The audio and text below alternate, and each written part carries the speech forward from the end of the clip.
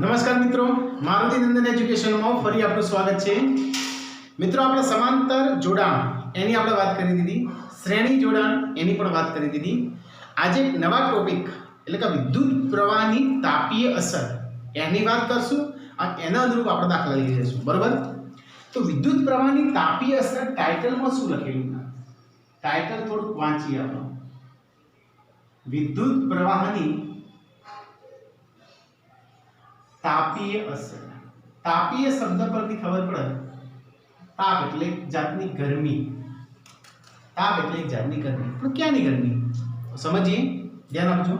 આ પહેલા કોન્સેપ્ટ સમજાવી દઉં એટલે તમારા મગજની અંદર આઈડિયા થઈ જાય, પછી વ્યવહારિક ઉદાહરણમાં જો કોઈ પણ પરિપથ હોય તો એમાં બેટરી હોય જ, બરોબર? પ્લસ અને માઈનસ, ઓકે, જે આપણે વોલ્ટેજ અથવા વિદ્યુત સ્થિતિમાનના તફાવત તરીકે આપણે ઓળખીએ છીએ।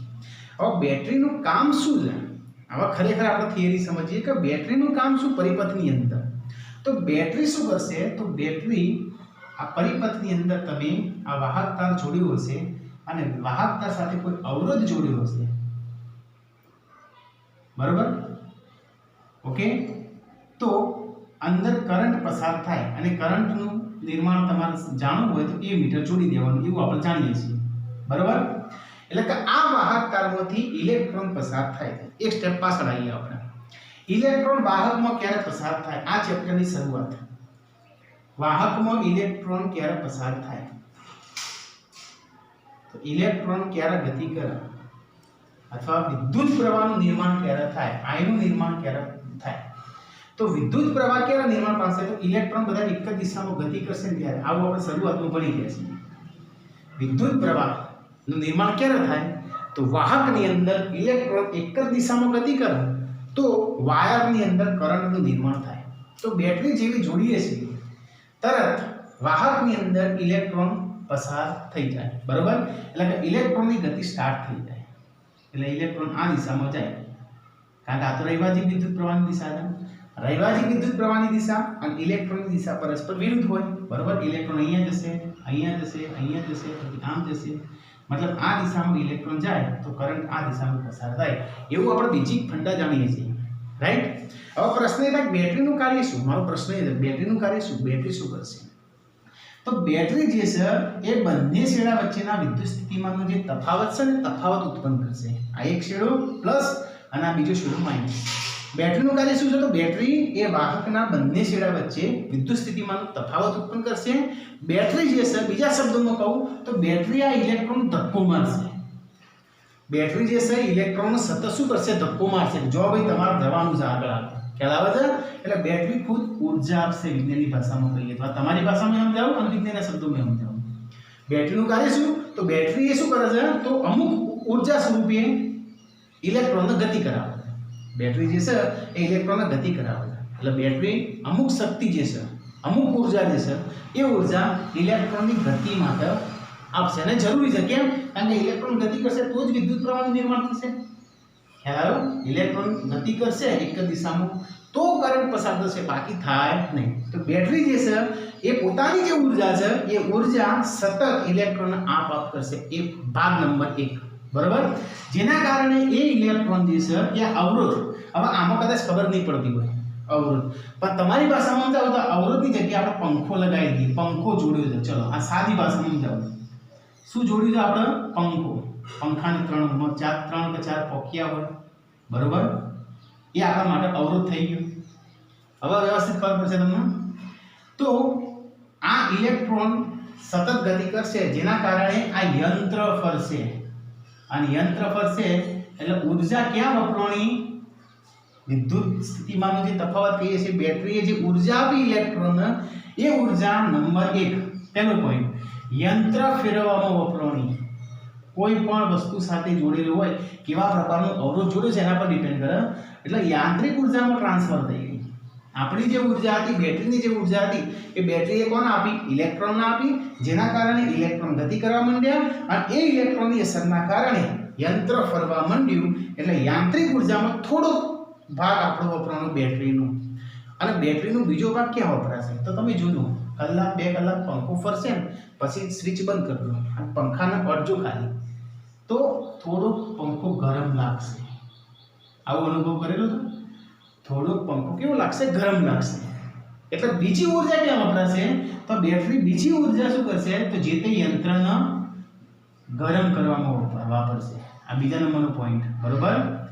એટલે જે તે વસ્તુ જોડેલી હશે એ યંત્રને ગરમ કરવા માટે થોડી ઘણી ઊર્જા વપરાશે, બરોબર? પણ આ ગરમી એવી હશે જેનાથી આપણને કોઈ ફાયદો નહીં થાય। રોટલી મેળવી છે, રોટલી નહીં શેકાય, ખ્યાલ આવે છે? પાણી મેળવી છે, પાણી ગરમ નહીં થાય। ઓકે, આ આપણી એક જાતની વેસ્ટ ઊર્જા કેવી હોય તો પણ કહી શકાય, રાઈટ? બલ્બ તમે ચાલુ રાખો તો બલ્બ આપણને પ્રકાશ ઊર્જામાં કન્વર્ટ કરી આપે છે, વિદ્યુત ઊર્જાનો પ્રકાશ ઊર્જામાં કન્વર્ટ કરી આપે છે। એના સાથે સાથે 1 કલાક 2 કલાક ગોળો ચાલુ પછી બંધ કરો તો ગરમ થશે, પણ એ ગરમી આપણા ઉપયોગમાં આવતી નથી। એ બલ્બ ઉપર તમે રોટલી મેળો શેકાશે નહીં, ખ્યાલ આવે છે? વેસ્ટ ઊર્જા કહેવાશે। તો વૈજ્ઞાનિકોને એક વિચાર આવ્યો, કેવો વિચાર?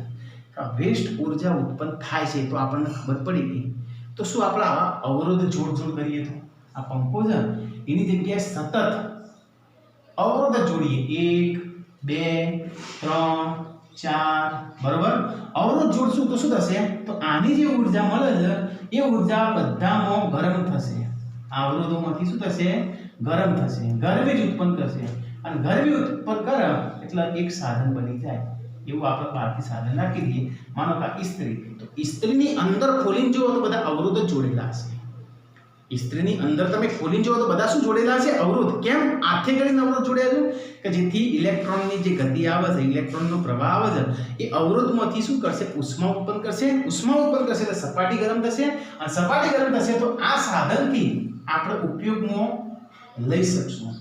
કપડાને ઇસ્ત્રી કર્યું હોય તો ઉપયોગમાં લઈ શકાય, બરોબર? કદાચ આ અવરોધ હીટરમાં જોડ્યા હોય તો પાણી ગરમ કરવાનું હીટર આવે તો એમાં પણ અવરોધ હશે, બરોબર?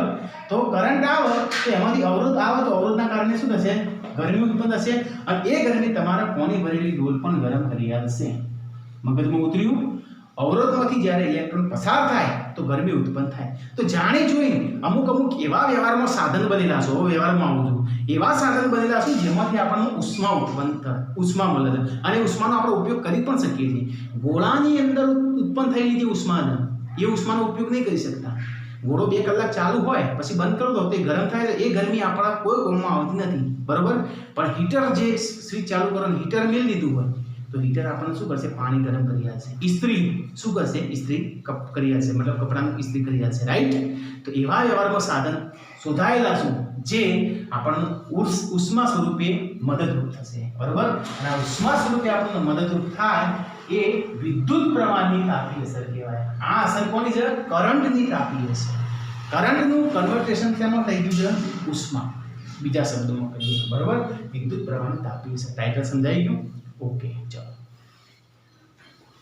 હવે પ્રશ્ન એ થાય કે વાહકની અંદર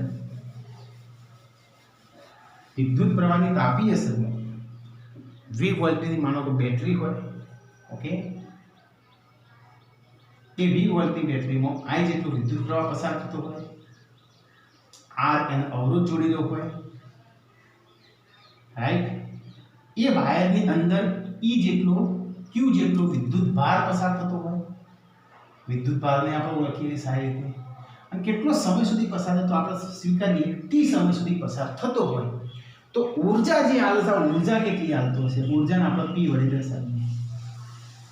શું બોલ્યો હું ફરીથી? વાહકમાં વિદ્યુત સ્થિતિમાનનો 2 છેડા વચ્ચેનો વિદ્યુત સ્થિતિમાનનો તફાવત V હોય, વાહકમાંથી પસાર થતો વિદ્યુત પ્રવાહ I હોય, વાહક સાથે જોડેલો અવરોધ R હોય, વાહકની અંદર પસાર થતો વિદ્યુત ભાર Q હોય, એ T સમય સુધી પસાર થાય તો બેટરી દ્વારા ઉત્પન્ન થતી ઊર્જા કેટલી એ આપણે લખીએ, ઓકે? આ જે હું બોલ્યો એ લખતો નથી, આ શબ્દમાં બોલ્યો ને એ લખતો નથી, okay? V I R Q T અને P, પણ જે સૂત્ર બને છે એ હું સૂત્ર લખું છું, તો સૂત્ર આવું થશે કે એ ઊર્જા કેટલી, ઉષ્મી ઊર્જા કેટલી, તો ઊર્જા P = VI। યાદ રાખજો, દાખલા ફોર્મમાં આવશે, ઓકે? એ ઉષ્મા કેટલી હશે? વિદ્યુત સ્થિતિમાનનો તફાવત V અને વિદ્યુત પ્રવાહ I એના ગુણાકાર જેટલી હશે। ઉત્પન્ન થતી જે ઉષ્મા હશે, આ ઊર્જા કરતા પણ જો વ્યવસ્થિત શબ્દ લખવો હોય તો ઉત્પન્ન થતી ઉષ્મા, ઓકે? ઉત્પન્ન થતી ઉષ્મા P કેટલી હશે? તો P = VI, બરોબર? હવે vi પરથી તમારે અલગ અલગ સમીકરણ લાવવા હોય તો તમે લાવી શકો. કેવી રીતે? તો આપણે જાણીએ ઓહમનો નિયમ v બરાબર ir છે. ઓકે, I બરાબર q ભાગ્યા t, બરોબર, એમ્પિયર વાળું પેલું પહેલું વિદ્યુત પ્રવાહની વ્યાખ્યા અનુસાર. તો ઓહમના નિયમ મુજબ તમે અહીંયા મૂકી દો તો એક સૂત્ર અલગ મળશે. વિદ્યુત પ્રવાહની વ્યાખ્યા મુજબ તમે એક સૂત્ર I ની કિંમત મૂકશો એટલે બીજું સૂત્ર મળશે. અહીંયા v ની જગ્યાએ મૂકી દો તો એક સૂત્ર મળશે, I ની જગ્યાએ મૂકી દો બીજું સૂત્ર મળશે. મૂકી દઈએ આપણે સૌથી પહેલા ઓહમના નિયમ મુજબ. તો ઓહમના નિયમ મુજબ તમારા ચોપડીમાં આવું બધું નહીં આવ્યું પાછું ડિટેલમાં, તમારે જોવો તો ફેરી લેજો. P બરાબર v, v ની જગ્યાએ આપણે લખી દઈએ ir, આ v ની જગ્યાએ શું લખી દો ir ગુણ્યા આ I સ્ક્વેર, રાઈટ? એટલે ir ગુણ્યા ir, I સ્ક્વેર r થયો ચિત્ર. પણ હજી આ I ની જગ્યાએ હું શું લખી દઉં q ભાગ્યા t. ઓકે, તો p ir ગુણ્યા આ I ની જગ્યાએ શું લખી દઉં q ભાગ્યા, ઓકે, એટલે શું થયું qri upon t, બરોબર. હવે મારે આને I સ્ક્વેર rt ના સ્વરૂપમાં કન્વર્ટ કરવું. કયું? I square rt. તો q it લખાય, આમાંથી q ને કરતા બનાવો. ચલો, તો q બરાબર શું લખાશે? I અને t નો ગુણાકાર, સિમ્પલ વસ્તુ. I અને t નો ગુણાકાર આ q ની જગ્યાએ અહીંયા મૂકી દો. તો p is equal to ir ગુણ્યા q ની જગ્યાએ શું લખવાનું? it. q ની જગ્યાએ શું લખવાનું? it. અને નીચે શું છે? એટલે t ઉડી જાય. હવે બોલો શું આવ્યું? p બરાબર I ગુણ્યા I એટલે I સ્ક્વેર અને આવ્યું r. p is equal to I square, right? એક આ સૂત્ર પણ થાય p is equal to I square. એમાં તમે જુઓ આ p is equal to I square આ સૂત્ર આવ્યું, એની અંદર તમે ઉત્પન્ન થયેલી જે ઊર્જા છે, બરોબર, એ ઉત્પન્ન થયેલી ઊર્જાને તમે કદાચ r ને કન્વર્ટ કરો તો પણ ચાલે. r is equal to શું લખાય? અહીંયાથી તમારે લખવું હોય તો r is equal to શું લખાય? v ભાગ્યા I. તમારે 3-4 સૂત્રો આપેલા v ભાગ્યા I ઉડી જાય એટલે v અને I કમ્પ્લીટ આવી જાય. r ની જગ્યાએ v ભાગ્યા I લખો, I ઉડી જાય એટલે vr આવી જાય, તો I v આવી જાય તમારે જો કદાચ મેળવવું હોય તો, બરોબર. હવે તમે t ઉડાડી દીધો, I ગુણ્યા I એટલે I સ્ક્વેર r એમના p is equal to I square r આવી ગયો, બરોબર. હવે t સમય માટે જો ખર્ચાતી હોય, કેટલી t સમય માટે, તો અહીંયા તમારે જો આ ઉષ્મા જે છે ઉત્પન્ન થયેલી ઉષ્મા, એક વાક્ય લખું છું, ઉત્પન્ન થયેલી ઉષ્મા t સમય માટે ખર્ચાતી હોય, ઓકે, તો આ p છે ને હટાવી દેવાનું. p જે છે ઊર્જા હટાવી દેવાનું. એ કન્વર્ઝન શેમાં થઈ જાય? ઉષ્મામાં. ઉષ્મા એટલે હીટ, ઇંગ્લિશમાં કહીએ આપણે અહીંયા હીટ મારશે, બરાબર. હીટ ના આપણે h વડે દર્શાવીએ, બરાબર. કેટલા સમય માટે? t સમય માટે. તો p ને હટાવી દો, એની જગ્યાએ તમે h લખો તો h is equal to I square, h is equal to I square r t સમય માટે લેવા છે I સ્ક્વેર rt. આ h is equal to I square rt આઈને જૂલનો નિયમ કહેવાય. આ જ તમારો જૂલનો નિયમ પરીક્ષાની અંદર પૂછાય છે. જૂલનો નિયમ પરથી તમારા દાખલા પૂછાય, MCQ એ પૂછાય. જૂલના નિયમનું સૂત્ર કયું? તો h is equal to I square rt, જે તમારે છેલ્લા આપેલું છે, h is equal to I square rt. Okay, તો કઈ રીતે આવે? અલગ રીતે તમે 2-3 પ્રકારના સૂત્રો લાગુ પાડી શકો, બરોબર. એમાં એક આ સૂત્ર અને એક આ સૂત્ર, બાકીના નહીં આવડે તો ચાલશે. આ બે સૂત્રના આધારે આપણે દાખલા ગણવાના, બરોબર. p is equal to vi અને h is equal to I square rt, right? એમાં પહેલો એક્ઝામ્પલ જોઈ લઈએ હવે.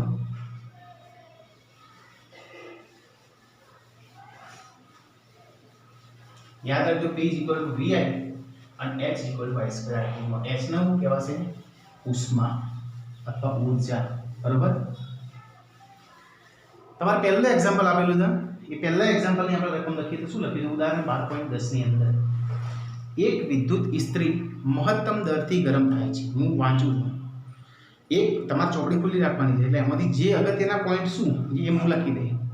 એક વિદ્યુત ઇસ્ત્રી મહત્તમ દરથી ગરમ થાય છે ત્યારે 840 વોટના દરથી ઊર્જા વાપરે છે. પાવર આપેલું છે, બરાબર. પાવર p 840 અને વોટ યાદ રાખજો, વોલ્ટ એ વિદ્યુત સ્થિતિમાન માટે વપરાય એને v વડે દર્શાવાય બરાબર અને વોટ એ શું છે જેમ્સ વોટ વરાળ એન્જિનના શોધક ઓકે વરાળ એન્જિનના શોધક જેમ્સ વોટની યાદમાં પાવરનો વોટ તરીકે ઓળખાય છે એટલે W આવશે વોટ અને વોલ્ટનો ફરક જાણી લેજો વિદ્યુત સ્થિતિમાનનો તફાવત શોધવો હોય તો એને વોટ વડે દર્શાવાય v વડે દર્શાવાય બરાબર પાવર એને વોટ વડે દર્શાવાય W સંકેત છે તમારે W આપેલું છે v આપ્યું નથી બરાબર એટલે પાવરની કિંમત આપી છે v ની કિંમત નહીં આપી એટલું યાદ રહેવું જોઈએ એના દરથી ઊર્જા વાપરે છે જો મહત્તમ દરથી ગરમ થાય તો આટલો પાવર ઉત્પન્ન થાય અને લઘુત્તમ દરથી ગરમ થાય ધીમે ધીમે ગરમ થાય તો 360 વોટના દરથી ગરમ થશે ઓકે એટલે બીજી કન્ડિશન કે આ મહત્તમ દરથી ગરમ થશે તો આટલો પાવર આવશે અને લઘુત્તમ દરથી ગરમ થશે તો પાવર તમને આપશે 360 વોટ બરાબર 360 વોટ ઓકે કિંમતો પરથી પણ ખબર પડી જાય છે આ પાવરની વેલ્યુ વધારે છે 800 આ 300 800 છે એટલે મહત્તમ દરથી ગરમ થતું હશે જે પણ સાધન હશે અને 300 છે એટલે લઘુત્તમ દરથી ગરમ થતું હશે આની સાથે સાથે કિંમત બીજી આપી છે કઈ વોલ્ટેજ 220 વોલ્ટ આપે છે વોલ્ટેજ એટલે V વોલ્ટેજ આપે છે V બરાબર 220 વોટ વોલ્ટ બરાબર 220 વોલ્ટ તો દરેક કિસ્સામાં વિદ્યુત પ્રવાહ અને અવરોધ આ બંને આપણે શોધવાનું છે અવરોધે શોધવાનું છે અને વિદ્યુત પ્રવાહ શોધવાનું બે વસ્તુ ઓકે તો અમારું સૂત્ર હતું પહેલા મહત્તમ કિસ્સામાં શોધી દઈએ આપણે બંને વસ્તુ તો મહત્તમ માટે એટલે કે મહત્તમ ગરમ થાય એના માટે આપણે સૂત્ર જાણીએ છીએ P = VI આપણે શોધવાનું શું છે બે વસ્તુ અવરોધ R અને વિદ્યુત પ્રવાહ I આ બંને વસ્તુ બંને કન્ડિશનમાં શોધવાની છે મહત્તમ માટે અને લઘુત્તમ માટે સૌથી પહેલા હું મહત્તમ માટે શોધું તો વિદ્યુત પ્રવાહ I શોધી લઉં ઓકે I ને કરતા બનાવો તો P ભાગ્યા V મારા જોડે P ની કિંમત છે V ની કિંમત છે અહીંયાથી ભાગ કરશે મહત્તમમાં P આટલો V બંને માટે V મહત્તમ માટે લાગુ પડે V લઘુત્તમ માટે કારણ કે વોલ્ટેજ અને પાવર છે ઓકે તો I ને કરતા બનાવો તો P કેટલો 840 બરાબર V તો V કેટલો છે બંને માટે 220 અને ગુણ્યા I તો 220 ને નીચે લાવી દો તો 840 ભાગ્યા 220 બરાબર I ઓકે આ એક શૂન્ય ઉડી જાય 84 એટલે 42 ગુણ્યા 2 42 તો 84 22 એટલે 11 ગુણ્યા 2 ઉડાડ દો 42 ભાગ્યા 11 તમારે કરવાનું હું ડાયરેક્ટ કિંમત લખી 42 ભાગ્યા 11 કરો અને આવો માર્ક શીખવાનું ના હોય 10મા માં તમે 42 ભાગ્યા 11 તો 11 ને ઘડીઓ શીખવાડે ના 11 કા 11 અને 11 તો 22 બરોબર 42 ભાગ્યા 11 તમે કરશો એટલે તમારો જવાબ આવશે 3.82 એમ્પિયર બરોબર આટલું નોર્મલી ભાગાકાર તમારે જાતે કરો ચલો પહેલો વિદ્યુત પ્રવાહ શોધવાનો તો એ આપણે પહેલી કન્ડિશન જો એક કન્ડિશન આવડી જશે ને તો બીજી તમારે ઓટોમેટિક આવે છે બીજું અમે હું હોમવર્કમાં જ આપવાનું હતું ખ્યાલ આવ્યો ચલો I મળી ગયો હવે મારે શોધવાનું શું અવરોધ R હવે મારા જોડે I હોય મારા જોડે V હોય અને R શોધવાનું છે વર્ષોથી એક સૂત્ર જાણીએ છીએ ઓમનો નિયમ V = IR ઓકે ચલો હવે ઓમના નિયમ મુજબ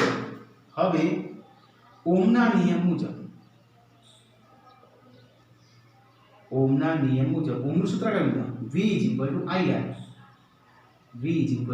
અને R એમાં મારા જોડે I ની કિંમત છે V ની કિંમત છે R શોધવાનું છે V ની કિંમત કેટલી મારા જોડે તો 220 તો V ની જગ્યાએ લખી દઉં હું 220 બરાબર I ની કિંમત કેટલી જો 42 ભાગ્યા 11 લખશો તો વધુ આવશે એમ નહીં અને કોઈ વિદ્યાર્થી 42 ભાગ્યા 11 એમ લખ્યું કારણ કે એની વેલ્યુ 3.2 છે તો મેં 42 ભાગ્યા 11 લખી દીધું અને ગુણ્યા 8 તો મારે શું કરવું 11 અહીંયા લઈ દેવાનું 42 અહીંયા લઈ દેવાનું તો કેવું થાય સાદું 220 ગુણ્યા 11 સાદું ગમે તે રીતે આપણો જવાબ સાચો આવવો જોઈએ 220 ગુણ્યા 11 એના નીચે તમારે 42 બરાબર આ બાજુ આ બરાબર આ 42 એટલે 11 નું 22 અને 21 નું 42 એટલે બે પાછા ઉડી જાય ઓકે 11 ગુણ્યા 11 એના પાછળ એક શૂન્ય એને 21 વડે ભાગો ઓકે 11 ગુણ્યા 11 એટલે કદાચ 221 થાય બરાબર 10 નો વર્ગ 100 11 નો વર્ગ 221 એટલે 421 જે પણ થતું હોય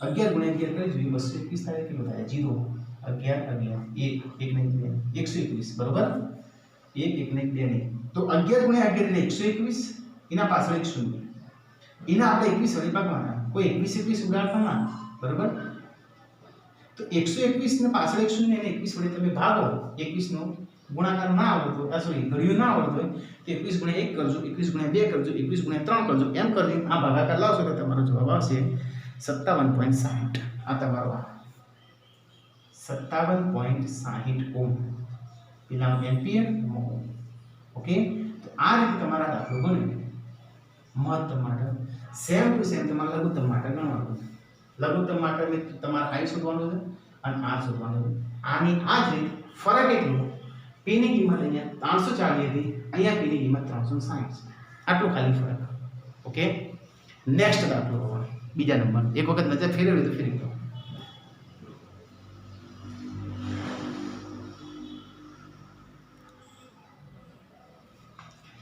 ચલો બીજો દાખલો જોઈ લઈએ આપણે એમાં શું આપ્યું છે એ આપણે લખી દઈએ ચોપડી ખુલ્લી છે તો ફટાફટ તમે મને કહો કે આટલી કિંમતો આપી જોતા આવડું જુઓ બરાબર તો જો રકમ હું વાંચું 4 ઓહ્મના અવરોધમાં R ની કિંમત આપી છે R બરાબર 4 ઓહ્મ 4 ઓહ્મના અવરોધમાં દર સેકન્ડે એટલે સેકન્ડ એટલે s 1 second okay sorry t સમય આપેલો કેટલો આપે છે 1 સેકન્ડ સમયની કિંમત આપી છે 1 સેકન્ડે દર સેકન્ડે 100 જૂલ ઉષ્મા એટલે ઉષ્મા એટલે h હીટ એનર્જી બરાબર h એટલે કેટલી આપી 100 જૂલ આ j એટલે જૂલ કહેવાય 100 જૂલ ઉષ્મા ઉત્પન્ન થાય છે તો અવરોધના બે છેડા વચ્ચે વિદ્યુત સ્થિતિમાનનો તફાવત શોધવાનો છે તો v શોધવાનું તમારે v બરાબર કેટલા ઓકે આપણે ઓહ્મના નિયમનું સૂત્ર જાણીએ v IR જો મારા પાસે I અને R હોય તો v મળી જાય R છે તો હા છે